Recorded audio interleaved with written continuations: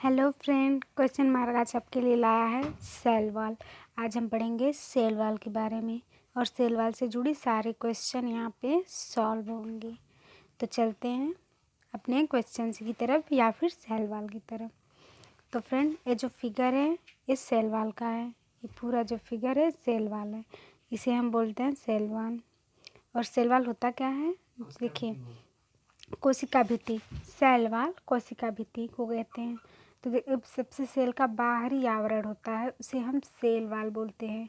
जैसे कोई घर हो गया, उसका जो सबसे बाहरी किनारा होता है उसे हम, ऐसे ये घर हो गया, इसका जो बाहरी किनारा इसे ही ना हम वॉल बोलते हैं, दीवार। तो उसी प्रकार जो सेल होता है उसका जो बाहरी किनारा होता है उसे ही हम सेल वॉल बोलते हैं। और इसके बाद जो इसका अंदर का सबसे अंदर वाला भाग होता है इसे हम बोलते हैं इसे हम बोलते हैं, क्या बोलते हैं, प्लाज्मा मेम्ब्रेन। और इसे हम बोलते हैं सेल वॉल, यानी यह कोशिका भित्ति है और यह प्लाज्मा मेम्ब्रेन है। और ये जो बीच में आप देख रहे हैं ना, इसे हम बोलते हैं रिक्तिका या धानी। इसे हम बोलते हैं रिक्तिका या धानी। और इसके बीच में एक होता है केंद्रक, और केंद्रक के अंदर केंद्रिका प्रेजेंट होता है। और उस केंद्रक के अंदर तो बहुत सारे ऑर्गेनेल होते हैं, जैसा कि मैंने अपने पहले वाले वीडियो में बताया है। और इसमें लवक भी पाए जाते हैं। क्या आपको पता है लवक क्या होते हैं? लवक यानी लवक बहुत से प्रकार के होते हैं, जैसे ग्रीन लवक जिसके कारण, हरित लवक जिससे पौधों के में जिससे कलर प्रोवाइड होता है, जिससे पौधे हरे रंग के होते हैं, उसे ही हम लवक बोलते हैं। तो ये जो हम सेल देख रहे हैं, ये सेल किसका है? ये सेल एक प्लांट सेल है।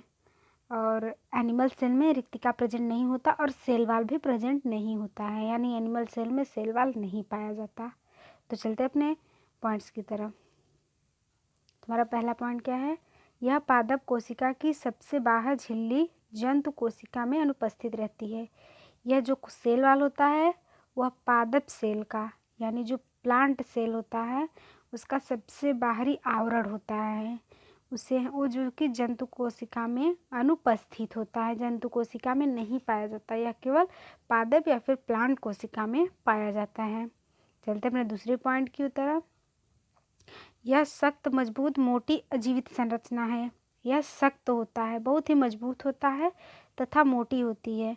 यह पतली नहीं होती है, मोटी होती है।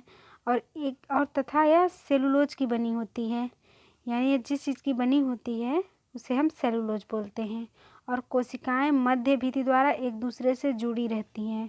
जो बहुत सारी सेल होती हैं, बहुत सारी कोशिकाएं होती हैं, वो मध्य भित्ति, जो बीच में आपको भित्ति दिख रही है ना, इसके द्वारा जुड़ी होती हैं, एक दूसरे से ऐसे कनेक्टेड रहेंगी सारी सेल्स।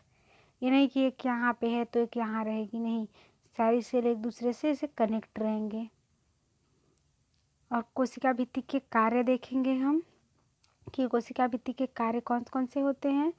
तो कोशिका को संरचना प्रदान करता है। जो सेल वॉल होता है वह कोशिका को संरचना प्रदान करता है, क्योंकि यह सबसे बाहरी आवरण होता है और उसको संरचना भी प्रदान करता है। और दूसरा, कोशिका को मजबूती प्रदान करता है, यानी यह कोशिका को और ही मजबूत बनाता है। कोशिका तो मजबूत ज़्यादा होता नहीं, लेकिन यह उसे मजबूती प्रदान करता है। और कोशिका झिल्ली की रक्षा करता है। कोशिका झिल्ली यानी कि जिसे हम बोलते हैं प्लाज्मा मेम्ब्रेन। जैसा कि मैंने इस फिगर में बताया था, ये जो सबसे अंदर वाला लेयर होता है इसे ही हम कोशिका भित्ति बोलते हैं, और कोशिका झिल्ली बोलते हैं, सॉरी। और इसमें मरम्मत करने व पुनर्जनन की क्षमता होती है। जो सेल वॉल होती है इसमें पुनर्जनन की क्षमता होती है। जैसे एक सेल, ये सेल है, यहाँ से कहीं से ख़राब हो गया तो ऐसा नहीं है कि पूरा सेल ख़राब हो जाएगा, यह इसमें पुनर्जनन की क्षमता होती है। ये क्या करता है, फिर से दोबारा से नया वाला सेल वॉल बन जाता है उसी सेल में।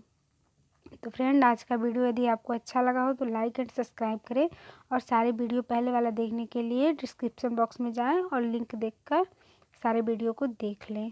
Thank you.